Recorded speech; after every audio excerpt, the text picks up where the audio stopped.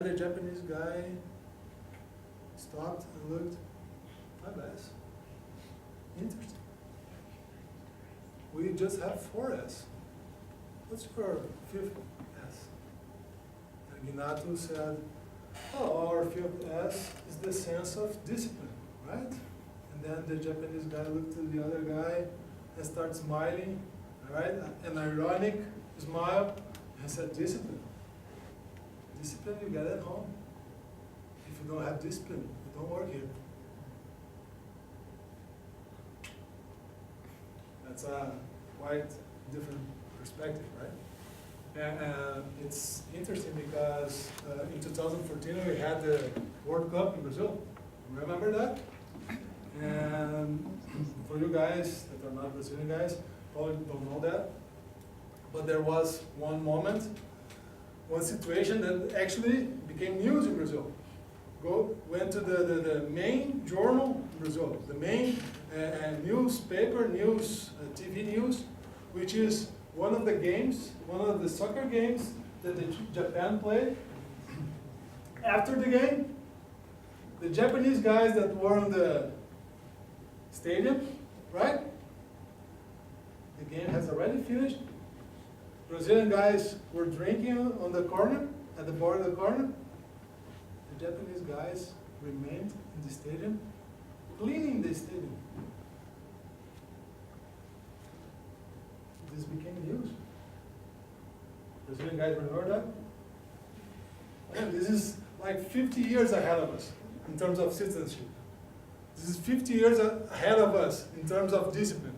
This is 100 years ahead of, and I mean Brazil, of course, right?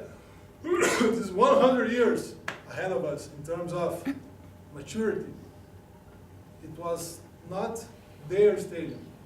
It was not their country. They were not getting paid for that. They couldn't care less.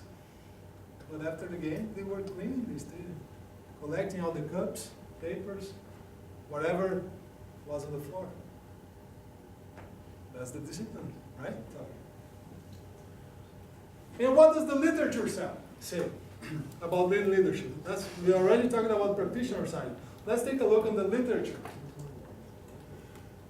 If I will take a look on this study from Van Doon et al., I met this researcher here in the Lesser Roma in Scotland last month. It's quite a good study for you, Ricky. She did a literature review on leadership behaviors.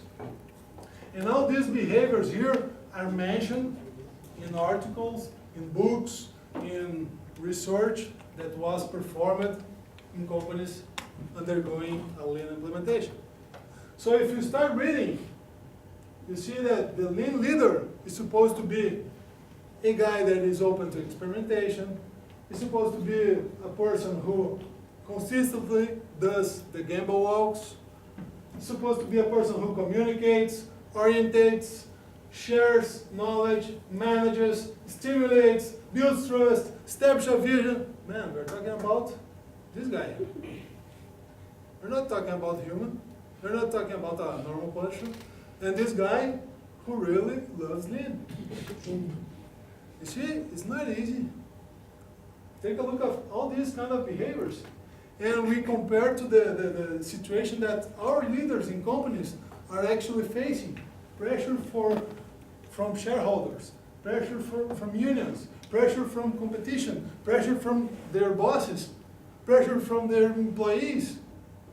And the guy gotta put the red underwear over his pants and start doing all this stuff. How come? And there's more. All these studies that have previously addressed lean leadership, they have some assumptions, which we are discussing here, if they are misguided or not. What are the assumptions? First of all, they neglect the transient nature of lean manufacturing implementation. What does that mean? Whenever you start something, you're not mature enough, you're just learning, right? You cannot compare the behavior that I'm going to have when I'm learning than when I am already an expert. For instance, let me get an example for that. Who has kids, sons, daughters? Nobody, right? Does anybody have a daughter or son? No. A small brother or a small sister? You. How old is she or he? 17. No, 17 is not that small.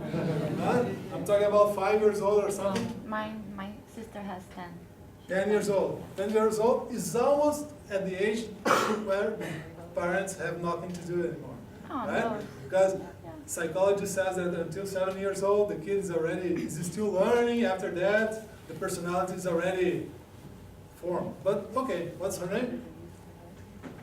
What's her name? Mine? So, Tamara. No. My sister. Sophia. Sophia. Tell me if your parents at night, when they arrive at home, they ask Sophia, hey Sophia, tell me, what do you think, what's your opinion about, maybe brushing your teeth? And maybe, if you want to, take a shower. And in the end, if you are tired, go to sleep. Do they do that? No. No. Your parents probably arrive at home and tell Sophia, Sophia, did you brush your teeth? Did you take a shower? My daughter, it's time to go to bed. And the other day, Sophia, did you brush your teeth? Did you take a shower? Sophia, it's time to go to bed. And the other day, Sophia, did you brush your teeth? Did you take a shower? It's time to go. And the other, we expect that after 30 years or something, right? The kid is already has already learned to do that. There is always the warriors of resistance who cannot take a shower, right? But we hope so. We hope that Sophia, whenever she reaches some age, she cannot go to sleep unless she takes a shower, unless she brushes her teeth, unless she puts some more comfortable clothes. Because that was inserted into her process. The behaviors at first were not discussed. They were imposed. They were demanded. After some time, whenever the person sees the benefits of it, you start doing that just because you do like it. You feel uncomfortable if you do another way. And that's one thing. If you talk to the Toyota guys, if you go to Toyota to talk about lean, actually this is the first main, como se llama? Pecado? Sin. The biggest sin that you can commit in Toyota is ask one Toyota guy, hey man, tell me how your lean is. He's gonna crucify you. Lean? This is Toyota production system. Lean manufacturing is whatever you call on the commercial avenue, right? We have Toyota production system. And once you start discussing with them about their practices, about the way they do, they talk that in such a simple way that you start feeling the dumbest guy in the world. How I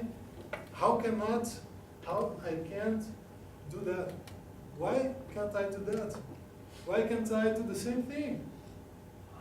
They talk that easy, that simple, because that's the way things were considered. That's the way things were considered right from the beginning. And that's why most studies here, they neglect that. They do not assume that there is this evolutionary pattern that you gotta develop as lean emerges, as the lean implementation becomes more mature. We're not changing, we're not assuming a new factory that started today. We are changing a factory, a company culture that has already been established. So there is a transient nature inherently here. And they disregard particular demands of different hierarchical levels. I mean, should the team leader have the same behavior of the senior manager? Should the director of the company have the same kind of behavior of the frontline leader? They don't discuss that. They ignore leadership contextual variables. For instance, number of followers. The literature said that the lean leader is a coach. He practices coaching on a daily basis, right? How can you become a coach of 60 people at the same time?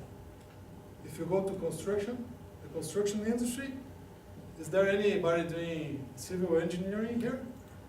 If you go to construction industry, especially in Brazil, I'm not sure about the US or Mexico or China, but usually supervisors have like what, 50 or 60 people below him. He's not worried about relation, he's worried about what? Task accomplishment. Hey man, did you do that? It's 2 o'clock, what? How come? He's not talking about how he feels about that. He's not asking, hey, what are your thoughts about that? How do you believe we can improve this? He's not worried about that. He won't have time for that. He has to lead 60 people. This study is also considered stable and reliable processes.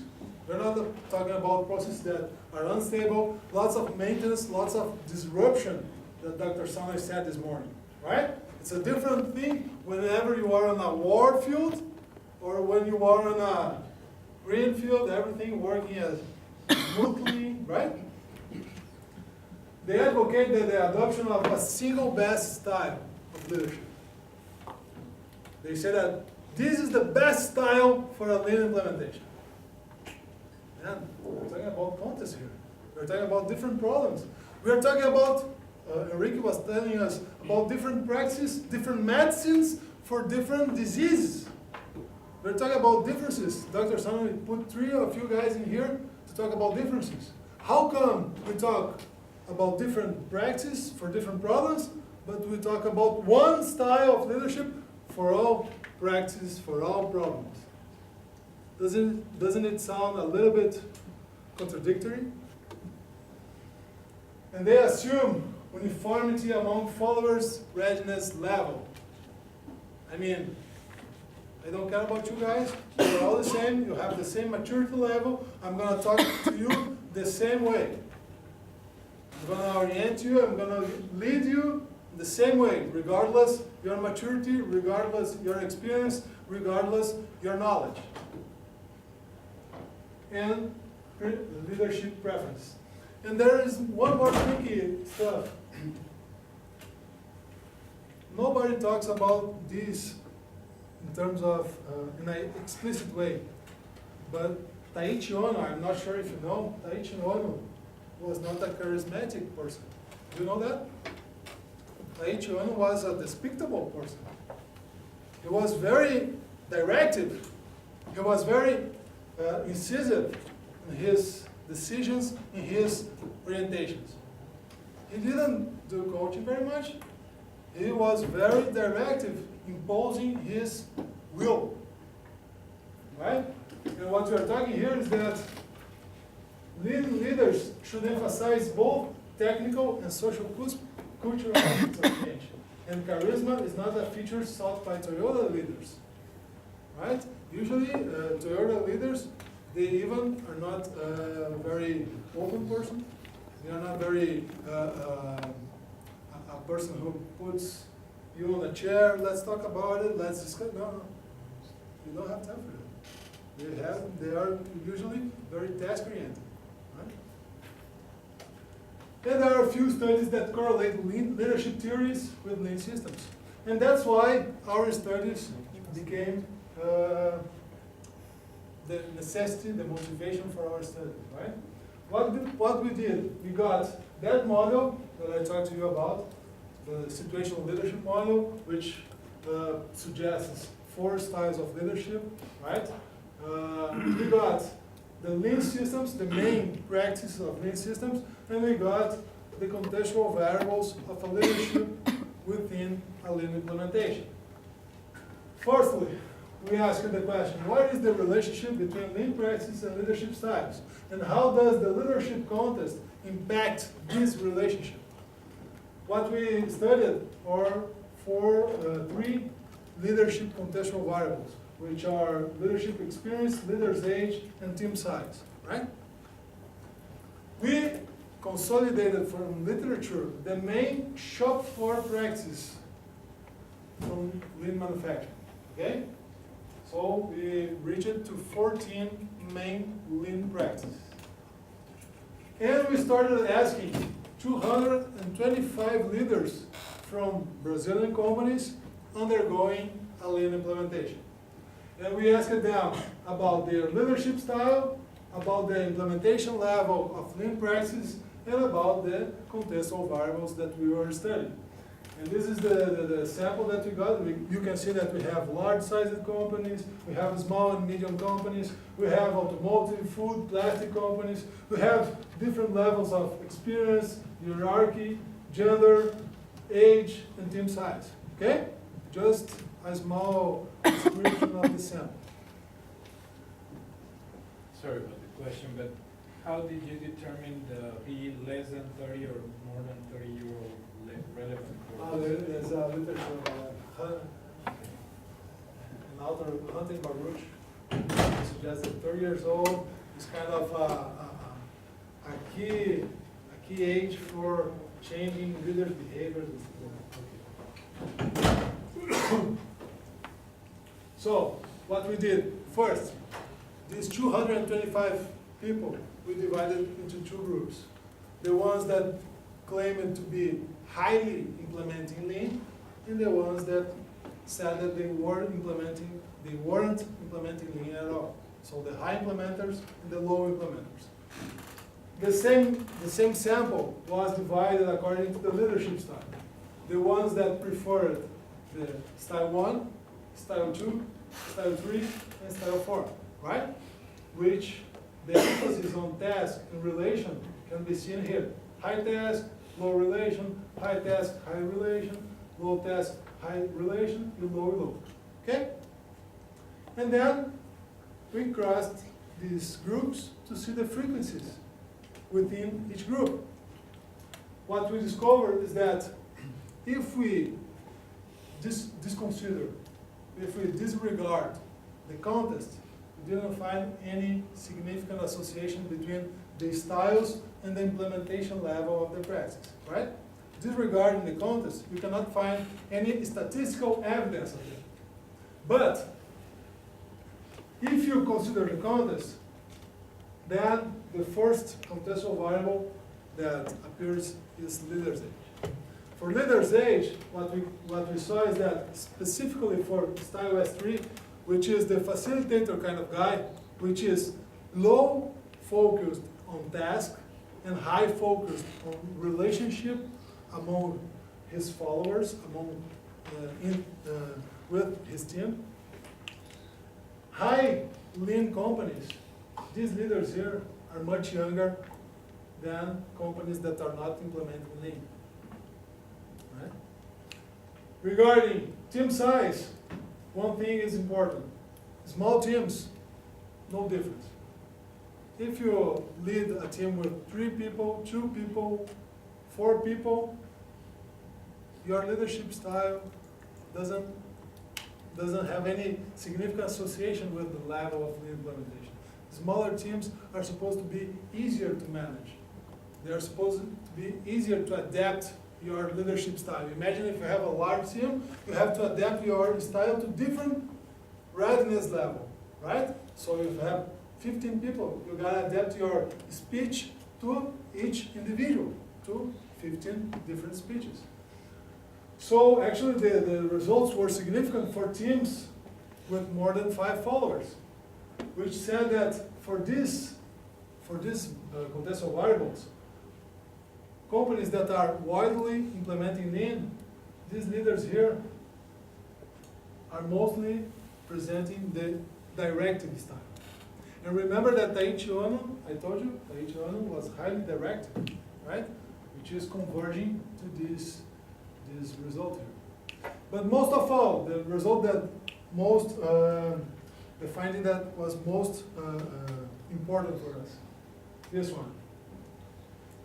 We observed that the least experienced leaders, below 2 years of leadership, in low lean manufacturing companies, they are more likely to prefer the style S4. as far as the delegating one. I don't care about the task, I don't care about the relationship, just give me the result, whatever you do is okay. This behavior here is very common in low lean implementation. As leaders become more experienced, more than 2 years of experience, they start shifting their behaviors from the delegating one to the coaching style, which is S2. So as I become more experienced, I start moving my behavior from a delegating, which is called as laissez-faire, laissez-passer, ou seja, it means that whatever you do is okay, to a coaching style, right? And what's more interesting, in companies, high experienced leaders, in companies with high lean implementation, they are mostly directive stuff. They are mostly do what I say, do what I'm telling you to do. And this is paradoxical because we are talking about involving people, we are talking about engaging people, we are talking about employee motivation, right? But we are talking that the most successful style is the directive one. I'm not asking what you want, I'm not asking how you think, I'm telling you what to do. That's a contradiction, right? And it's interesting to note that this style here, if you take a look at the example of her sister, we are not discussing here whether we are going to implement Lean or not. We are not discussing here whether we are going to implement 5S or not. We are not discussing here whether we are going to implement TPM or not. But when implementing, Sophia, would you like to brush your teeth with the red or the yellow toothbrush? Would you like Daddy to buy tell me a trademark of toothpaste? Colgate? Do you prefer the Colgate or do you prefer the Crest toothpaste? You evolve by this way. We are not discussing, we are not negotiating the importance of the implementation. You see? We're not discussing, we're not negotiating if Sophia is going to take a shower, if she's going to brush her teeth. But once he's doing that, once she's doing that, do you prefer the red or the yellow toothbrush? Do you prefer Colgate or do you prefer Crest? How do you want do you prefer to put your yellow pajama or do you prefer the red pajama? Which one do you want to use today? You know, you involve employees by this way, but we are not negotiating the implementation. You're going to do the implementation. It's a business need. It's a corporate goal. What we actually know so far, there's no better style. There's no better style. There is a contest, there is a situation that's going to be taken into consideration. Leadership behaviors are key to successful implementation. And the right style for lean implementation depends on more than one aspect. We just studied 3. There are more. There are no proper recipes for developing lead leaders. And with the absence of formal methods, formal tools, we are impelled to adopt behaviors that are consistent with the organizational environment. Which means that we're not going to change it, right?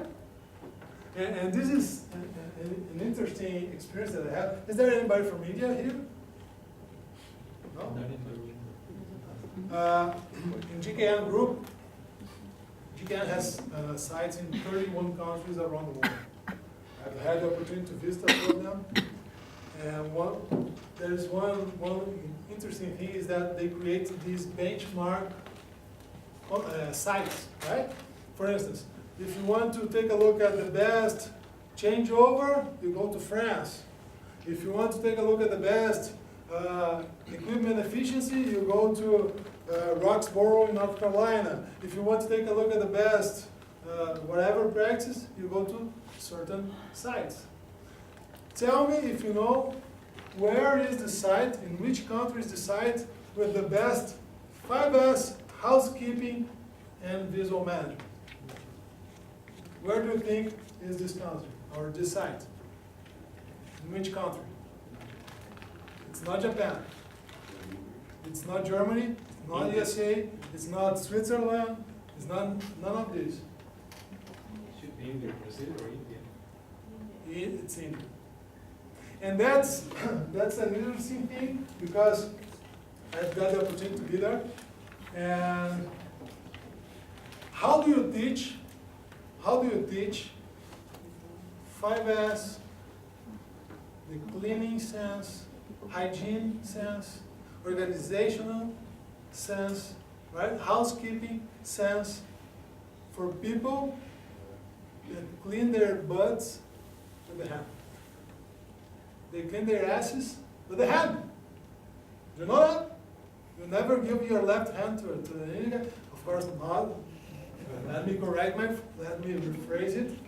Most of the population in India, they don't have toilet paper. Do you know that? Do you know that? Yes or no?